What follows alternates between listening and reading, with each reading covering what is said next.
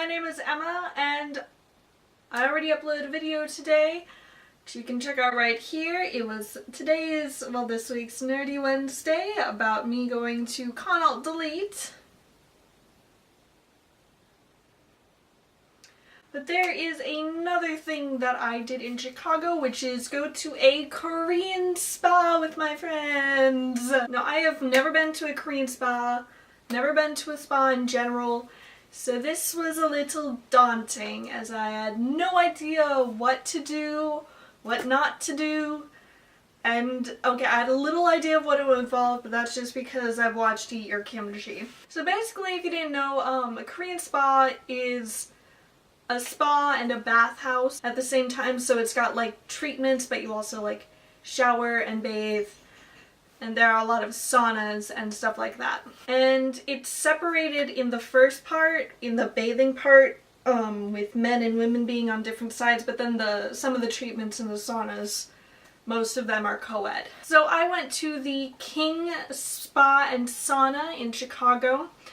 It's basically what you do is you go in and you pay and you get this little bracelet where you'll scan it to get like extra price things. And then you go in separate sections, so you've got the women's on one side and the men on the other, and then you get to a place right before you enter the actual bath part and you have to take off your shoes, which is, you know, fine, just take off your shoes. It's a lot of stuff in Asian culture. And then you get handed a little like uniform is what they called it. It was like a shirt and some like pants of the same color. Men had gray and blue, gray top, blue bottoms, and women had all pink. And then you go into some locker rooms. Your little wristy-do had a little key, which is assigned to a different locker.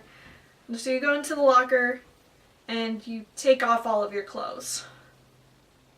Alright, it's very daunting at the first part, but I was with my friends who I've been naked around enough already because we share hotel rooms and change into uniforms and into cosplays like all the time. So it wasn't that big of a deal. But it's like, and then you're pretty much fine. At least I was. And so you go in and you shower. And then you go to the opposite side of the room and you like wash off again and like make sure that your friend can get your back, and you sit down on a little stool and have a little hose thing. And then you can get into the bath, which is like ever so slightly chlorinated water, you know, just for safety. And you can just sit there and relax, and it's all very quiet. They have a ton of signs that are like, shh, please shut up, you know, very annoying teenage people who are here from a convention. And then there's also a sauna in each of the separate rooms that's just like a regular sauna. And so two of my friends and I went into the sauna, and it was a steam sauna. And my friend makes a joke when 3 asthmatics go into a sauna, because we were just like, does it feel good to have this water in my lungs, or am I getting exasperated? And none of us had our inhalers. But it was fine. And then after that, you go and you shower off again if you want to get back into the pool.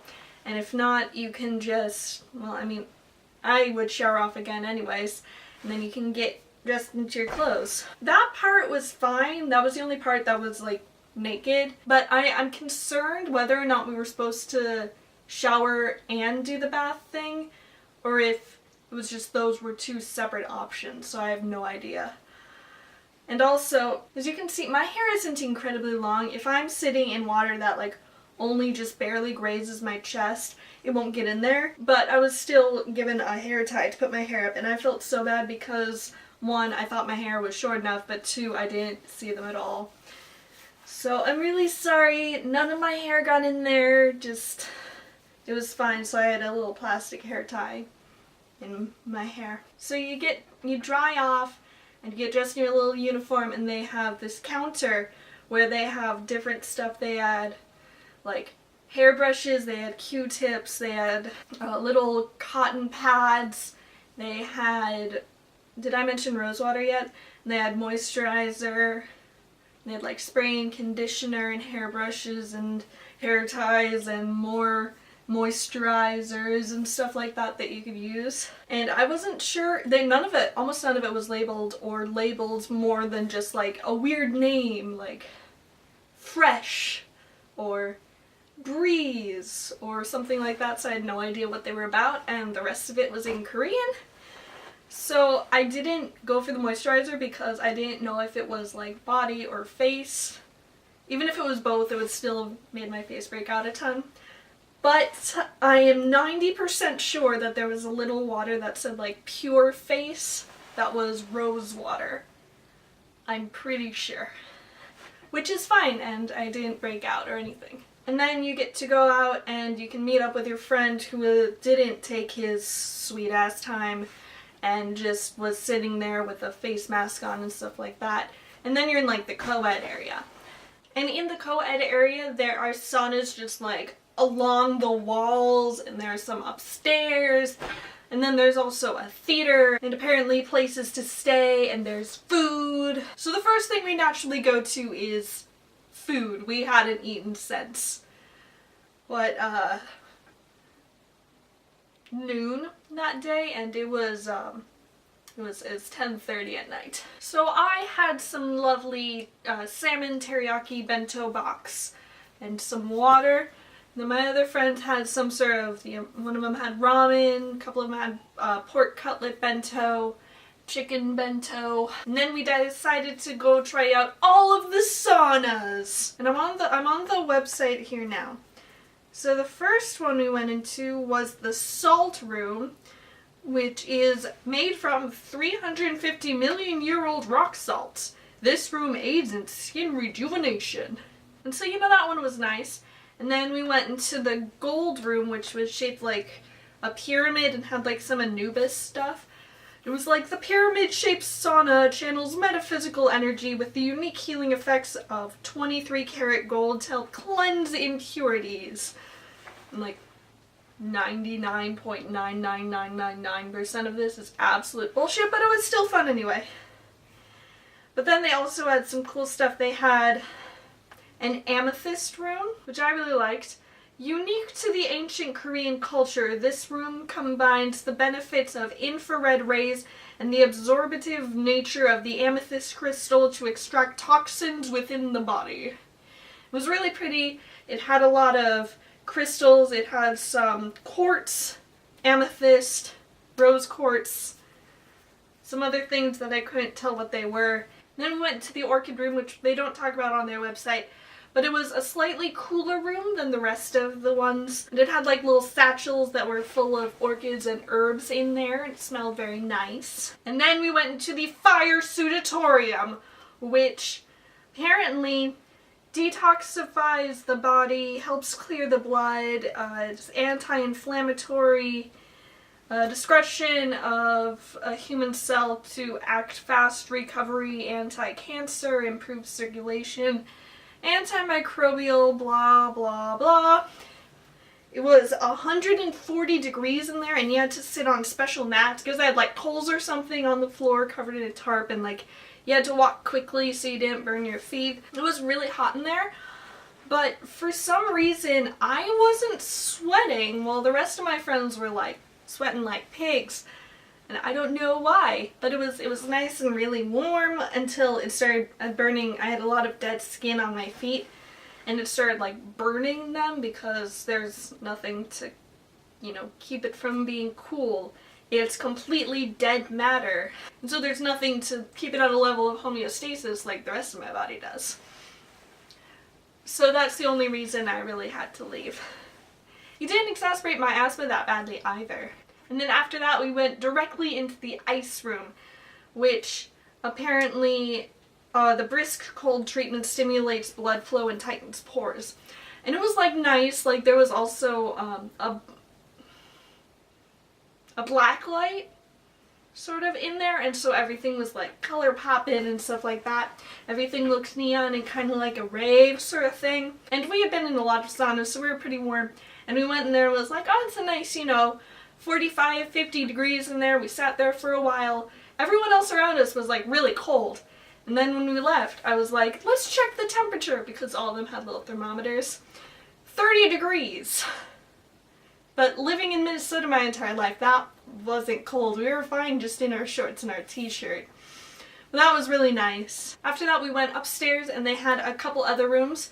They first went into an oxygen room that, like, I guess they pump more oxygen in there, and having a lot of oxygen is actually really good for you. Like, not even pseudoscience, like actual science. Increased oxygen to a point before you, like, start not being able to breathe because you can't breathe pure oxygen. It can help with your circulation, your mood, like your metabolic rate and stuff like that, and it was really nice. And it was really good after having all of this like weird heat stuff happening to my lungs to have a room that was filled with oxygen. After that we went into an ionization room, which had like infrared lights, and you would sit and have your face under an infrared light. Like, it was, they had cots, and then you'd slide yourself under, and so this would be just like whatever hanging out, and here there was like an infrared light or something. I don't know what that did, but you know, whatever. And then after that we washed ourselves again and headed out. It would have been great to do more stuff there, but a lot of the treatments were really expensive. The face masks weren't that expensive, but we like had to get back. It was really late at night and we were going to be driving home the next day. The face masks were like $4 to maybe $10, like the sheet masks. And one of my friends did one of those while he was waiting. But then the thing that I would really like to do was like the scrubs. But for the basic female scrub, we figured this out later. Basic female scrub was $70.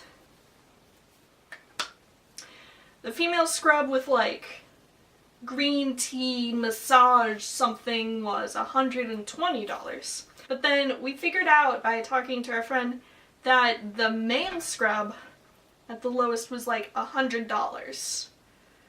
Which was really weird, or like, it was more expensive on the men's side. It was very weird and I'm not completely sure why. And some of the cheapest stuff, they had some massages were like $15 and up. But we didn't really have time or the money for that, so we just did some basic stuff and it was really nice. We felt really good.